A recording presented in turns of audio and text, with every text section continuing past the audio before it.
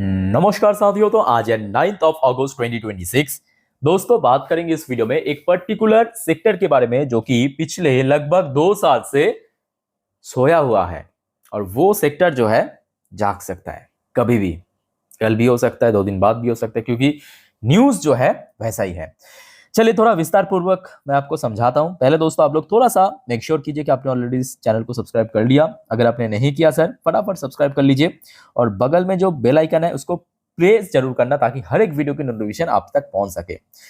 अच्छा दोस्तों, सबसे पहले देखिए मार्केट हो सकता है कि देखिए पिछले 2 साल से अगर आप देखेंगे इवन मार्केट भी मतलब निफ्टी फिफ्टी इंडेक्स भी बहुत बड़ा रिकवर या गेन नहीं किया। बीच में थोड़ा रिकवर किया था, फिर से ये सब चक्कर में गिर गया। बट ये जो सेक्टर की मैं बात कर रहा हूँ ना, ये सेक्टर बीच में भी रिकवर नहीं किया। पिछले 2 सालों में बीच में भी रिकवर नहीं किया। चलिए पहले मैं आपको न्यूज पे लेके चलता हूँ। ये आज की एकदम ताजा अपडेट है दोपहर की। न्यूज क्या है? न्यूज आया है आपके रशिया की तरफ से। देखिए, Russia proposes direct rail line to India, deputy prime minister share possible route. दोस्तों थोड़ा सा याद करने की कोशिश कीजिए, 2023-24 में ऐसा एक और प्रपोजल आया था यूरोप की तरफ से कि यूरोप से भारत के बीच एक रेलवे कॉरिडोर बनाएगा। इवन उसके ऊपर काम भी शुरू हो गया था और उसके बाद शुरू हो गया आपका ईरान वॉर या उसके पहले इजराइल वॉर। तो मिडिल ईस्ट वैसे ही थोड़ा सा टेंशन है मिडिल ईस्ट में, तो जिस वजह से वो जो कॉरिडोर बनाने की प्लान चल रहा था वो थोड़ा सा फीका होने लगा। आज दोस्तों रशिया ने ये प्रपोज किया है। और दोस्तों मैं आपको थोड़ा बता देता हूं कि एग्जैक्टली ध्यान से मेरी बात को सुनना जरूर। और इससे ये अगर सच में बन गया ना, देखिए रेलवे सेक्टर को बाद में बात करें, उसको तो एक टाइम पे फायदा मिलेगा ही रेलवे कंपनी को। बट अगर बन गया, भारत के लिए ट्रांसपोर्टेशन कॉस्ट जो है बहुत बच जाएगा, बहुत बच जाएगा। अब देखिए यहाँ पे क्या प्रपोजल दिया है। देखिए, Russia has proposed exploring a railway route that could eventually connect the country to the Indian ocean and provide access to India. Clear? और ये कौन प्रपोजल दिया है? ये रशिया की डेप्यूटी प्राइम मिनिस्टर की तरफ से दोस्तों ये प्रपोजल आया है। एक इंटरव्यू में उन्होंने कहा, he said Russia should look at alternative route to reduce risk linked to important maritime routes including the, ये देखिए, Bosphorus and state of Hormuz. तो आज की डेट में देखिए ये जो सब रूट्स है, स्टेट ऑफ हॉर्मूज या अलग अलग रेड सी, यहाँ पे देखिए टेंशन भरा हुआ है। तो इसको बाईपास करने के लिए रशिया ने ये ऑफर दिया है कि हम रेल रास्ता अपनाएंगे ताकि आपका ट्रांसपोर्टेशन कॉस्ट भी बच जाए और आपको इस टेंशन में जुड़ने की जरूरत नहीं है। अच्छा, ये रूट कहां से आएगा ये जानना भी जरूरी है। कौन कौन सी देशों के बीच निकलेगा, क्योंकि रशिया और भारत के बीच बहुत सारे देश आता है। अच्छा दोस्तों, सबसे पहले देखिए रशिया यहाँ पे क्रॉस करेगा आपके तुर्कमेनिस्तान, रशिया के ठीक नीचे ही है। उसके बाद ईरान होके, अफगानिस्तान होके, सुनने को रहा है कि शायद पाकिस्तान पे भी ये रूट घुसेगा बिफोर फाइनली रीचिंग इंडिया। अच्छा दोस्तों, मैं आपको थोड़ा सा मैप माफिक समझा देता हूं तो आपको बेटर समझ आएगा। ठीक है, एक मैप मैं ओपन करता हूं। वैसे यहाँ पे मोस्टली मैप ना मैं देखता हूँ कि गलत मैप है, मतलब आई डोंट नो कि आप में से अगर कोई बाहर की कोई यूनिवर्सिटी या बुक्स को फॉलो करते हो, वहां पे देखना जो भारत की मैप्स है ना वो बहुत बहुत गलत तरीके से यूज करते हैं। मतलब हम लोग जो भारत की मैप को जानते हैं ना, वहां पे वो सब यूज नहीं करते। वहां पे वो जो कश्मीर वाला पार्ट है उसको हटा देता है, जो एकदम ही गलत बात है। अच्छा पहले आप यहाँ पे देखिए, एक बस मतलब नॉर्मली समझने के लिए मैं आपको दिखा रहा हूँ। अच्छा रशिया आप देख सकते हो ऊपर की तरफ, यहाँ से ये रेल रास्ता शुरुआत होगा। यहाँ पे आप देख सकते हो कजाकिस्तान, यहाँ पे उज्बेकिस्तान, तुर्कमेनिस्तान, यहाँ से होकर ईरान में घुसेगा। ये देखिए ये जो रूट है, रशिया से कजाकिस्तान, उज्बेकिस्तान, तुर्कमेनिस्तान, ईरान में घुसा, फिर इधर से अफगानिस्तान, पाकिस्तान होके शायद इस तरफ ये रूट आएगा। ये जो रूट है ये रशिया से शुरू होके भारत तक आएगा। अब देखिए ऐसा बिल्कुल भी नहीं है कि इमीडिएटली सब कुछ हो जाएगा, क्योंकि सारे देशों के यहाँ पे मतलब जितने देशों से ये रेल रूट गुजरेगा, सरकार की प्रपोजल चाहिए, कंपनीज की प्रपोजल चाहिए, अथॉरिटी की प्रपोजल चाहिए, सब कुछ यहाँ पे होगा। तो लंबा चौड़ा टाइम है, बट पॉसिबली है कि आज जो ये आया है अपडेट, जिस वजह से कल दोस्तों रेलवे सेक्टर में एक अच्छा मूवमेंट हुआ। अब देखिए मैं इतना कॉन्फिडेंटली इसलिए कह पा रहा हूँ क्योंकि 2023-24 में जब पहली बार Europe to India railway corridor की प्रपोजल भेजा गया था, नेक्स्ट डे बोलना भी गलत होगा, एक्चुअली नेक्स्ट 1-1.5 हफ्ते से आपके रेलवे स्टॉक्स में बहुत अच्छा जंप आपको देखने को मिला था। आई थिंक कि जो पुराने इन्वेस्टर्स उनको पता होगा, है ना। अच्छा, तो ये एक बहुत बड़ी वजह है। आई होप कि आपको दोस्तों समझ आ चुका है। अच्छा, अब थोड़ा सा रेलवे स्टॉक को लेकर भी चर्चा करते हैं।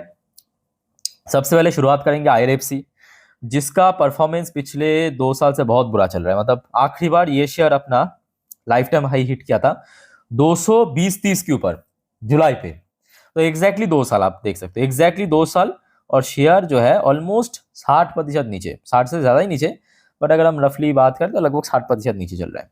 ठीक है, तो अगर हम टेक्निकल व्यू से बात करें तो आईआरएफसी के लिए सबसे क्रूशल जगह, अभी तो 90 पे स्ट्रगल कर रहा है, बट मान लीजिए कि फॉर एग्जांपल 90 क्रॉस कर लिया तो 100 सबसे सबसे स्ट्रॉन्ग रेजिस्टेंस लेवल, क्योंकि इसी लेवल पे ही पिछले कुछ महीनों पे आप देखेंगे बार बार हडल फेस किया, जब से 100 की लेवल ब्रेक करके शेयर नीचे पहुंचा। ठीक है, और लोअर साइड पे मैं कहूँगा अभी तो कभी भी जा सकता है, क्योंकि अभी शेयर लास्ट डे क्लोजिंग भी आपको ऑलमोस्ट जो 52 वीक्स लो है उसके नजदीक जाके। ठीक है, तो नीचे की तरफ तो कोई लिमिट नहीं है, बट ऊपर की तरफ 100 रुपीज की स्ट्रॉन्ग रेजिस्टेंस है। अच्छा, आरवीएनएल की बात करें, इस सेक्टर की एक और शानदार कंपनी, बट शानदार कंपनी सिर्फ कहने से नहीं होगा, काम में भी करना पड़ेगा। और पिछले 2 साल से आरवीएनएल की शेयर मोर देन 60%, ये भी डाउन, लगभग कितना होगा, 60-65% तो डाउन है, क्योंकि इसका लाइफ टाइम आई 650 हिट किया था 2024 में जुलाई पे। और रिसेंटली अगर हम बात करें, शेयर 250 ही बहुत मुश्किल से, मतलब 250 ही क्रॉस नहीं कर पा रहा है, 300 तो दूर की बात है। अगर 250 क्रॉस कर लिया तो आगे 300 बढ़ सकता है, बट इमीडिएटली मैं कहूँगा 250 का लेवल इंपॉर्टेंट है, बट एक नियर टर्म बेसिस पे टारगेट आप 300 को ले सकते हो। और नीचे की तरफ सपोर्ट देखिए, अलग से बताने की जरूरत नहीं, क्योंकि अभी शेयर 52 वीक्स लो के आसपास ही चल रहा है, तो 220-200 के रेंज में एक अच्छा सपोर्ट है। अच्छा, इरकॉन की बात करें, इरकॉन की शेयर भी सेम हाल है। पिछले 2 साल से अगर आप देखेंगे, इरकॉन की शेयर भी लगभग 61-62% नीचे ही चल रहा है। मतलब मोस्टली रेलवे कंपनी की हाल एकदम खस्ता हो चुका है। इमीडिएटली जो ऊपर की तरफ 160-150 यही रेंज सबसे इंपॉर्टेंट है। अभी तो मतलब जून पे तो 140 पे भी इवन रेजिस्टेंस मिल गया था, तो 140 फिर 160। और लोअर साइड की बात करें, सेम हाल 120-25 पे शेयर बार बार सपोर्ट मिल रहा है। ठीक है, तो कल इसको भी नजर रखना।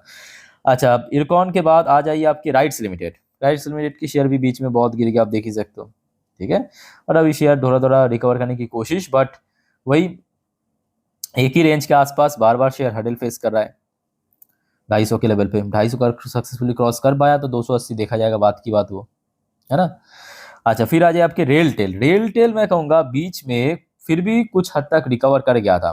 रेलटेल भी नीचे है, ऐसा नहीं कि गिरा नहीं, ये भी गिरा है, बहुत गिरा है, बट अगर हम कंपेयर करें आईआरएफसी, आरवीएनएल जैसे कंपनी से थोड़ा कम, जहाँ पे वो सब कंपनी 60-65% है, ये 50% के आसपास नीचे चल रहा है। ठीक है, अच्छा, रेलटेल की शेयर में रिसेंटली हमने देखा 300 का लेवल ब्रेक करके आने के बाद नीचे 300 पे स्ट्रगल करा, अदरवाइज शेयर बीच में 350 क्रॉस कर गया था। तो मतलब मान लीजिए कि अगर कल या आगे आने वाले टाइम पे 300 भी अगर क्रॉस कर लिया तो नियर टर्म में जो इंपॉर्टेंट टारगेट रहेगा 350। और अभी तो शेयर देखिए नीचे की तरफ वही 250 के आसपास एक अच्छा सपोर्ट है। अच्छा, नेक्स्ट आ जाए आपके जुपिटर वॉगन।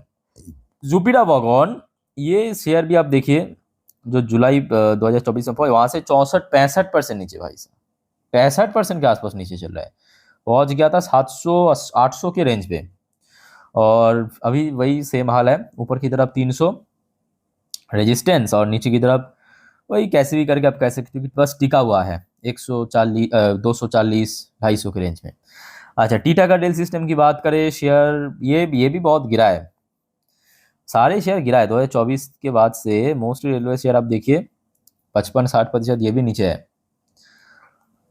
लास्ट 6 महीने पे वही 900 950 के आसपास हडल फेस किया, फिर भी ये बीच में थोड़ा बहुत रिकवर कर गया है, ये मैं कहूँगा, क्योंकि बंगाल में चुनाव में सत्ता परिवर्तन हुआ तो आपकी टीटागढ़, जुपिटर वॉगन, ये सब बंगाल बेस्ड कंपनी है, सब रिकवर किया है। अच्छा, आखिरी में बीएमएल की बात क्या है कि ये डिफेंस और रेलवे दोनों में ही काम करते हैं, तो ये जिस वजह से एक बेनिफिट मिल रहा है, तो जिस वजह से इसमें बहुत बड़ा कोई गिरावट नहीं हुआ। मतलब जो हमारे ट्रेडिशनल रेलवे कंपनी, मतलब जो प्रॉपर रेलवे कंपनी, वो शेयर अगर 50-60% नीचे, ये शेयर अगर आप देखेंगे रफली 30% है। तो इसकी रीजन वही है कि ये डिफेंस के लिए भी काम करता है। सो इमीडिएटली अगर हम बात करें तो 2000 एक बहुत स्ट्रॉन्ग रेजिस्टेंस जो मई पे हिट किया गया था, और नीचे की तरफ बात करें तो लगभग 1700 के आसपास एक अच्छा सपोर्ट है। ठीक है, तो दोस्तों कल कुल मिला के बात ऐसा है कि रेलवे सेक्टर को नजर रखना इस न्यूज के कारण। बाकी देखते हैं कि कल कैसा रिएक्शन होता है। आशा रखता हूँ कि रिकवर करे, क्योंकि पिछले 2 साल से रिकवर नहीं किया। अब दूसरी बात दोस्तों ये भी है ये याद रखना, क्योंकि ये सब सरकारी कंपनियां हैं। तो 2029 की लोकसभा चुनाव, तो उसके ठीक पहले मतलब रफली हमने बात करें तो 2027 की सेकेंड हाफ में शेयर में मूवमेंट आना शुरू हो जाएगा। ये अक्सर होता है, मतलब ऐसा नहीं कि इस बार होगा, हर बार ही होता है। 2024 की चुनाव में भी आप देखिए, उसके पहले चुनाव में मूवमेंट देता है 2 साल से, मतलब लोकसभा चुनाव के 2 साल पहले से मूवमेंट आना शुरू हो जाता है। ठीक है, बाकी दोस्तों और कोई जानकारी या कंफ्यूजन है कमेंट करके बताइए। वीडियो अच्छा लगे तो लाइक करना, चैनल को सब्सक्राइब करना। मिलते हैं नेक्स्ट वीडियो में। टेक केयर, बाय बाय, जय हिंद।